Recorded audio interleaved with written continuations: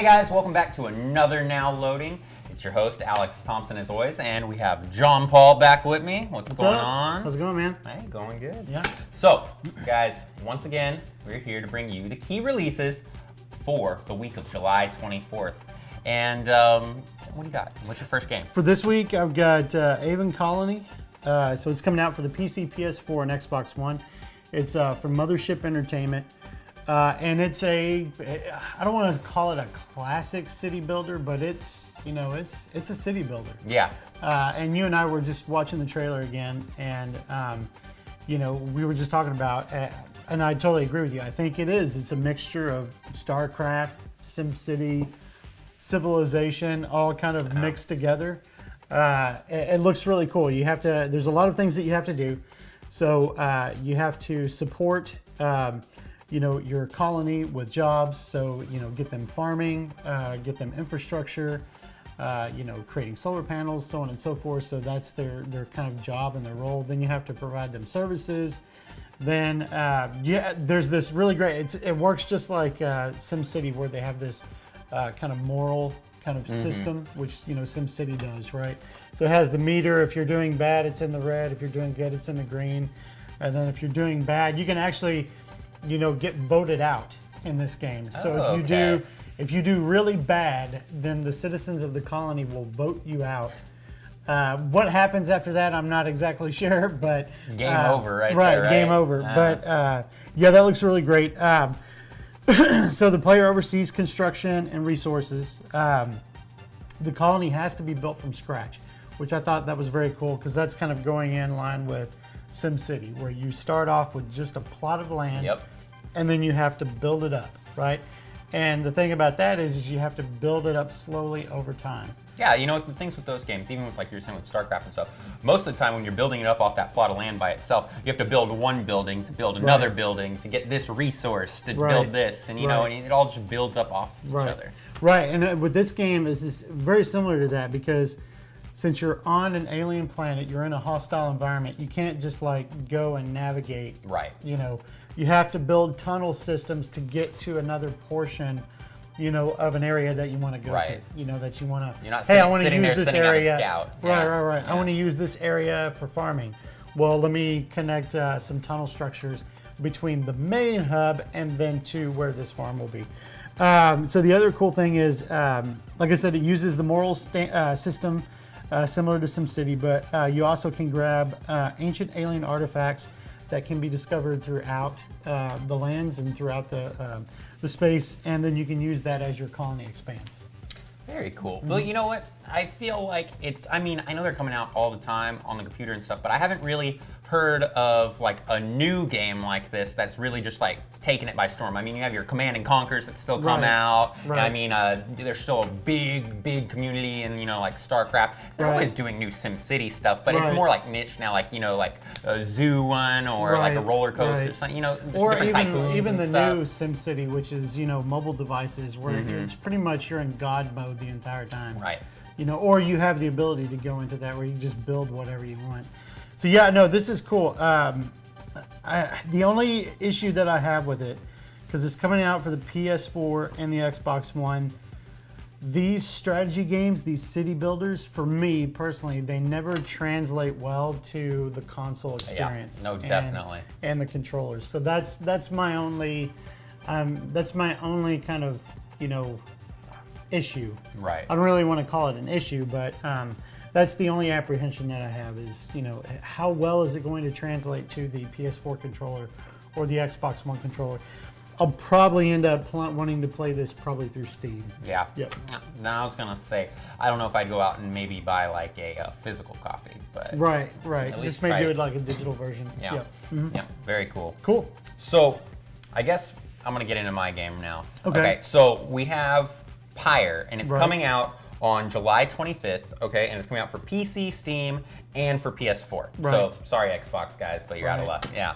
But it's an indie RPG. It has a really unique look. We were looking at it right now, and we were even comparing it to all kinds of different things. One thing I brought up was Dragon Slayer. Even though it's an old game, it still kind of has that vibe to it and stuff. But it's it's more detailed, obviously. Right. But with RPGs a lot of the time, you don't really see kind of like that soft animation art style or whatever. You know, most of the time they want to go for this really detailed look. I mean, when you think of like, when you think of an RPG, you automatically, for me anyway, I go to like Final Fantasy or something, you know, like that. Which is super realistic and Yeah, but absolutely. no, this is more like animated, kind of like Overwatch-ish, in the style. Maybe a little bit more cartoonish. I don't want to call it cartoonish. It's the animations. I will say the animations looked great. Yeah. I mean, just looking at, we were watching some of the battle sequences take place, some of the gameplay for the battles, and just the animations of the characters when they're in battle, they looked really great. Yeah, and it's not like you're sitting there taking turns or anything. Right. It looked like it was all happening all at once. You're just running around, battling whatever. Yeah. But kind of active time code, instead of just with the. Remember, that was the biggest thing with, like Final Fantasy back in the days. You had to wait your turn. Yeah. You had to wait for that meter to go all the way up, and you're just sitting there. Okay, wait. Okay, go.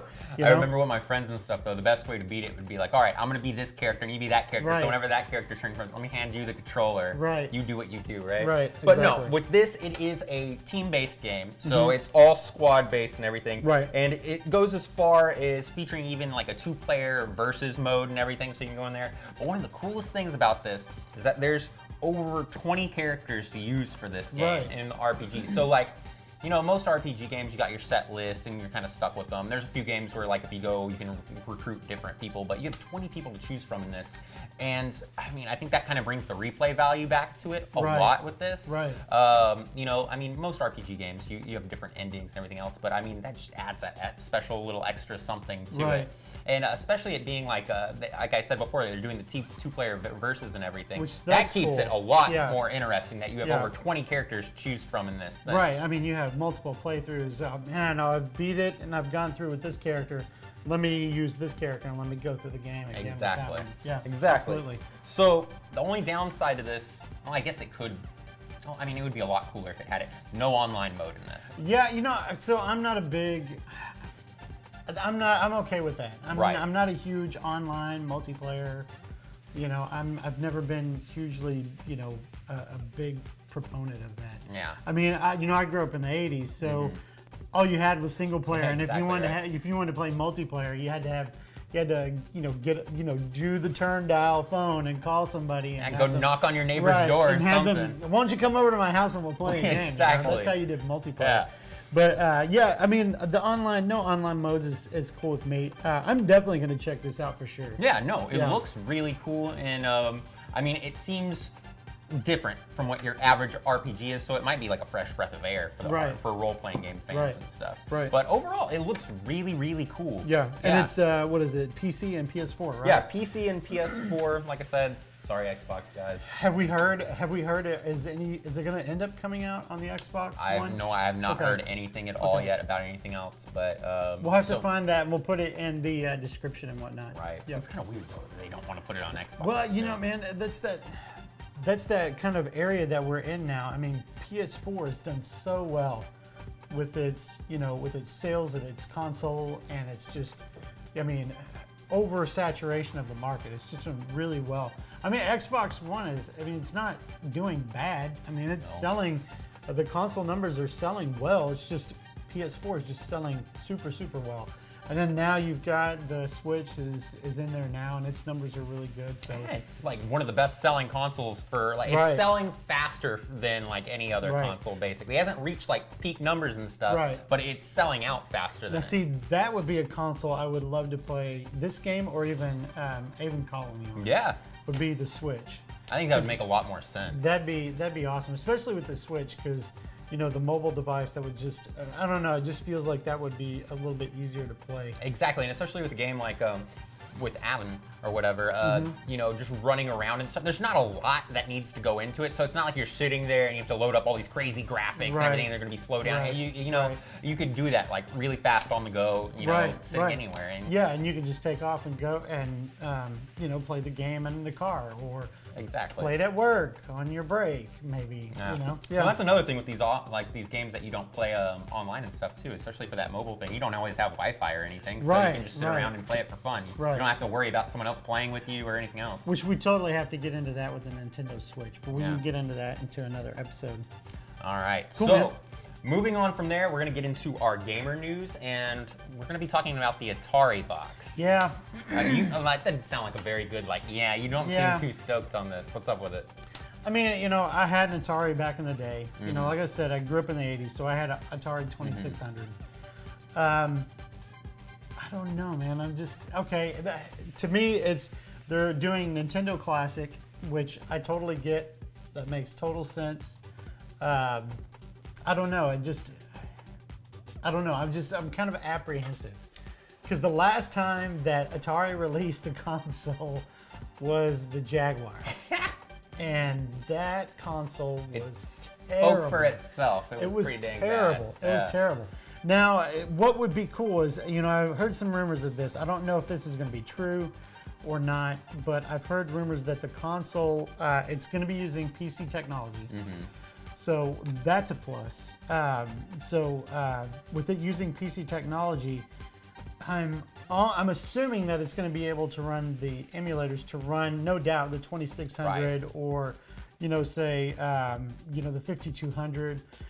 It'll be able to run that, no problem. But now the question is, will it be able to play all the way up to the Jaguar? Because while the Jaguar was a bad console, there's actually a few games for it that Right. were actually pretty good. Right. I wrote a list of them here. So my top 10 for the Jaguar, which Okay. this is essentially the online 10 games that you need to play for it, was like Tempest 2000, Doom, Iron Soldier. I don't know if you ever played Iron Soldier. No. That's pretty good. Alien vs. Predator. That was great, but Great. The arcade version was way. yeah, the arcade version or the PlayStation version was way better. Wolfenstein 3D, Atari carts, which was really cool at the time. Cybermorph, Super Burnout, Raiden, and then Defender 2000. You really say Cybermorph? Isn't that the one where the Cybermorph. screen, the face pops up on the screen or whatever and starts yelling at you for going the wrong way or running into stuff? Yeah. Yeah. So I mean, if this console can cover all of that ground, Right. that would be pretty awesome. And then too, if you think about some of the, you know, maybe the late 90s, maybe early 2000s, like PC games Right. that Atari was doing, I think like Roller Coaster Tycoon was one of those. If that's available to play on this console, that would be a very cool thing. If you could do that, for sure. See, one of the things that I was concerned with is I think they were saying there's no way that you can play the cartridges on there. Right. So that's out of there. So they're probably going to be doing the emulating thing. Right. Which makes sense with all the new technology and everything. One of the things that really got me with this, though, is that they mentioned that there's going to be new content for it. Yes, I did hear that. What that is, No idea. nobody knows. Yeah. Yeah. I mean, they've been pretty tight-lipped. I did pull a quote. So this is a quote from the company. Let me see if I can get it. Our objective is to create something new that stays true to our heritage while appealing to both old and new fans of Atari. That's very, just kind of like, okay, this is kind in of a my neutral head, position. it kind of makes me feel like maybe they're not going to do full-blown it's not going to be like an Xbox game or a PlayStation, but more like arcade-style indie Right. games that they might be Right. putting on there and developing. I wonder if they're going to take some of the classic like Atari 2600 games and kind of give them a new fresh coat Yeah. of paint and then release them. I mean, they're not, I don't think that they would just completely redo the games, but just, okay, let's up the graphics level to make it look more like maybe the Nintendo or the Super Nintendo. I don't know. I mean, that honestly, that would probably be heresy, but Well, over the I've past- heard rumors of that as well. I was going to say, over the past few years, I mean, there's been other games that have done it. There's Double Dragon Neon, which is Right. like 3D. It looks like it's on a PlayStation or something Right. like that. Right. You also have, what else is there? Galaga DX or Yeah, whatever, where yeah, it's like that came- yeah. it's like looks like another PlayStation, maybe like PlayStation 2 version of the game or whatever. Right. So they can do that. I mean, it's just basically taking it from the 2D aspect and then Right. putting it, rendering it in the 3D. If So- with this console, since there is no cartridge input, now I will say this: they do have SD card support, Right. HDMI, and then there's 4 USB ports. So what all that's going to entail, whether or not you can upload, your own games or how that's going to work, I'm not sure.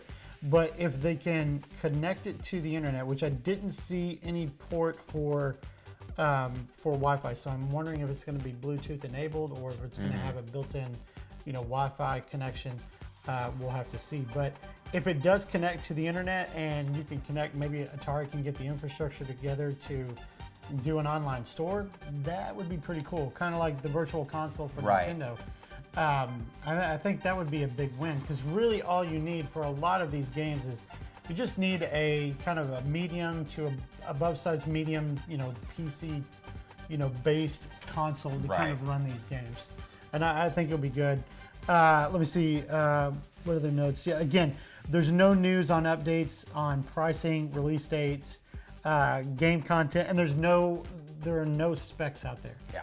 But you can see the consoles. So I was gonna say the console looks cool in the wood grain or whatever. But you're getting two options: you get an all black one or the wood grain. Right. And I know that they in the first teaser we only saw the wood grain, and everyone's like, oh yeah. Right. Yeah. And then finally now we get to see that there's gonna be two black, different versions. the black and the red. Yeah. But when you saw the wood grain version of it, did it kind of like give you like a little bit of nostalgia? Oh yeah, the first time I saw it. Yeah, the first time I saw it, I was confused, but then elated, because.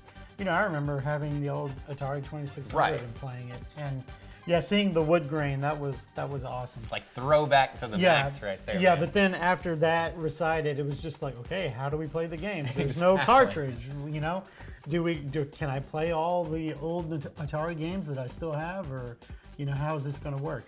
So yeah, I'll be really interested to see what Atari comes out and says once we start getting some more information. Hopefully they'll start releasing some of that pretty soon. Yeah, and I want to see which controllers we're going to be using. And I know, stuff right? Too. Yeah. Hopefully we don't get the horrible like 5200 or anything like that. That or don't give us the Jaguar controller, which was like this massive, exactly right, the little circular, weird 6-button thing at the bottom, looked like a phone pad almost. Yes. Yeah. All right, guys. Well, we're going to wrap up this episode of Now Loading. Hey, we want to thank you again for staying in with us and watching the whole show. Thanks a lot, guys. Also, check out our YouTube page and check out popnerdtv.com for articles, reviews, games, and more. Also, if you really like us, check out our Patreon page and pledge and donate. Please, we need all the support that we can get, guys. And we have a whole bunch of cool content on there and stuff. Yeah, it's exclusive to the Patreon. Also, you want to tell them about our PopNerd store? Yeah, so we've got the PopNerdTV store. We're releasing new content. We now have the Now Loading t-shirts are up there, so you can check those out. Took a little while, but we got them up there. Yep. Yeah. So go and check those out, and support PopNerdTV any way you can. All right, guys. Well, you heard it from us. We will catch you next time on Now Loading. I'm Alex Thompson. I'm Jonathan Paul. We'll see you later. Bye, guys.